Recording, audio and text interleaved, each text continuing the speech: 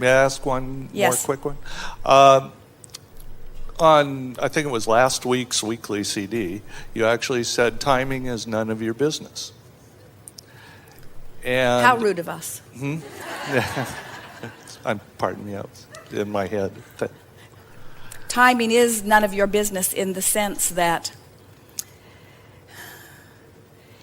if you can take timing out of the equation and just understand that there is a universal timing, here's what we mean. Alignment is what is everything. And when where you are is a perfect match to what you desire, it's happening now. And so if you're measuring how much time that takes, you're missing the point. If you're measuring how good you can feel right now, now you're on the point. So there are those who have desires that have been being held for them in vibrational escrow for a very long time, and they will die with them being unfulfilled, still being held for them in vibrational escrow, because they're so involved with noticing where they are that they are keeping a vibration active that's very far apart from the vibration of their desire. So timing is controlled by the vibrational alignment. So how long it will take you to achieve anything has nothing to do with anything, not one thing outside of you. It only has to do with how much time it takes you to find a way to release the resistance. And you can tell you're releasing resistance by finding thoughts that feel better. Do you have something that do we have time for this? I think the question I had around that was you have answered. Essentially, my thought about it was that timing is an automatic preference too, and that it's in vibrational escrow, and it needs to be allowed. Timing just needs to be allowed like everything else. Well, you see, when you're saying things like that, you really are making peace with things. You're saying all things in good time, and when it feels like the next logical step, it will unfold.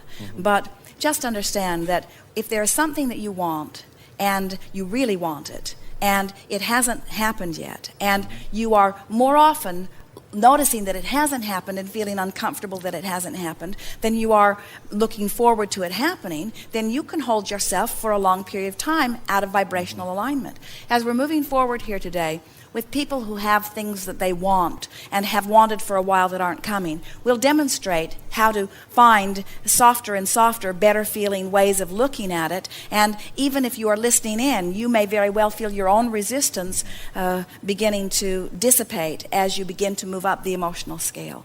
Because this gathering is about closing that gap. And closing that gap is what equals the timing. But we don't want you to be thinking about closing that gap in terms of time. We want you to think about closing that gap in terms of, oh, this feels better and this feels better. Because it's what we were getting at earlier today. There is always going to be something more that you want that is unfulfilled. And so you've just got to get used to that. You've just got to say, I'm an eternal being on the leading edge of thought, and I'm going to keep hatching new ideas. There's always going to be something I want that is not yet manifested. And that's a good thing, not a bad thing. And when you get into that place of knowing that it's not a question of whether it will come or not, it's not if it will happen, it must happen.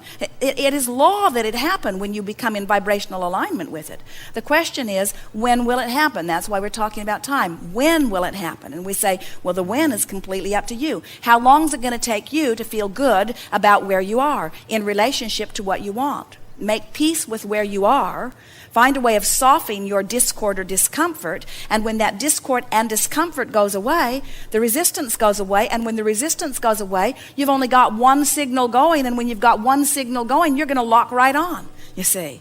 And you can feel it when you start approaching that brink. You begin to feel the current coming together. You begin to feel the energy moving. If you are in the range of enthusiasm, you begin to feel more passionate. You begin to feel, Esther will say, I can feel that we're right on the brink of something. I can feel it by the way the energy is moving. Or she'll say, I can feel that there's something that I want out there and I'm nowhere near it. I can feel the discord in that. You are so aware of the vibration within your being that it is just as effective as having your hands in that clay. In other words, it feels just that much in your control. You get so you can just move a thought here and move a thought here and move a thought here, and oh, that feels a little better, and that feels a little better than that, and oh, that doesn't feel so good. You can actually chart where you are on the emotional scale. So if you are in despair and you find an angry thought, isn't that angry thought an improvement?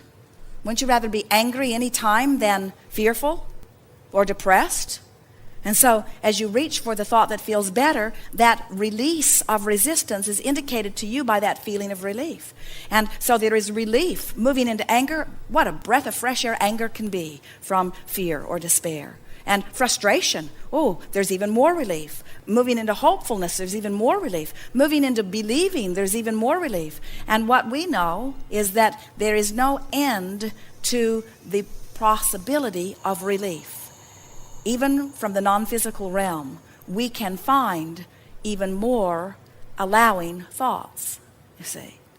And so when you realize that you have the ability to continue to release resistance, and that that's what the work is, it has always been the work of the mind.